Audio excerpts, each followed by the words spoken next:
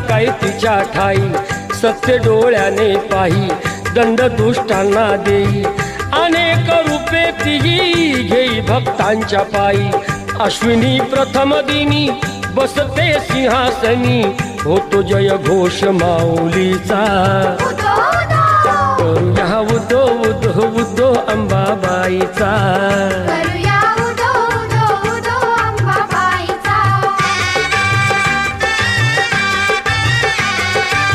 तेथुनी जरा दुरी स्वामीजी गगनगिरी, अंश तो परमेश्वरी भक्ती दत्ताची खरी,